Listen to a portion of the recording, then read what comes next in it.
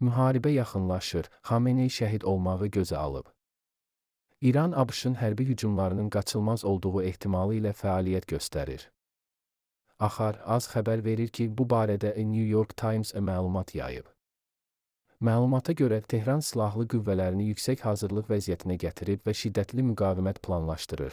İraq sərhədi boyunca İsraili vurmaq üçün kifayət qədər yaxınlıqda və Fars körfəzinin cənub sahili boyunca ABŞ hərbi bazalarının əhatə dairəsində ballistik raket buraxılış qurğuları yerləşdirilib. İran vaxtaşırı raket sınaqları keçirmək üçün hava məkanını və Fars körfəzində hərbi təlimlər üçün Hörmüz boğazını qısa müddətə bağlayır.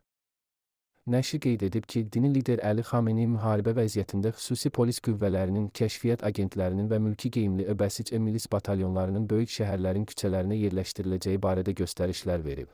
Daxili ixtişaşların qarşısını almaq və xarici kəşfiyyatla əlaqəli agentləri axtarmaq üçün müqavimət qüvvələri nəzarət buraxılış məntəqələri qurmağa başlayıblar. Bu planlaşdırma İsrailin iyun ayında qəfil hücumundan çıxarılan dərslərin nəticəsidir. İran üzrə ekspert Vəli Nəsir nəşri açıqlamasında deyib ki, Əli Xamenei sona qədər müqavimət göstərməyi hədəfləyir. Xamenei şəhid olmağı gözə alır və düşünür, bu mənim sistemim və mirasımdır və mən sona qədər dayanacağam. Qeyd edək ki, New York Times Ayətullah Əli Xameneinin Milli Təhlükəsizlik Şurasının katibi Əli Larijaniyə ölkəni potensial müharibə və sui-qəsd cəhdlərindən qorumaq, eləcə də etirazları yatırmaq vəzifəsini həvalə etdiyini yazmışdı. Prezidentdən Naxçıvanla bağlı sərəncam. Prezident İlham Əliyev Naxçıvan Muxtar Respublikasında su ehtiyatlarından səmərəli istifadənin təmin edilməsinə dair 2026-2030-cu illər üçün tədbirlər planının təsdiq edilməsi haqqında sərəncam imzalayıb. Axar az sərəncamın mətnini təqdim edir. 1. Naxçıvan Muxtar Respublikasında su ehtiyatlarından səmərəli istifadənin təmin edilməsinə dair 2026-2030-cu illər üçün tədbirlər planı bundan sonra tədbirlər planı təsdiq edilsin əlavə olunub. 2. Su ehtiyatlarından səmərəli istifadənin təmin edilməsi ilə bağlı tədbirlər haqqında Azərbaycan Respublikası Prezidentinin 2020-ci il 15 aprel tarixli 1986 nömrəli sərəncamı ilə yaradılmış komissiya. 2.1.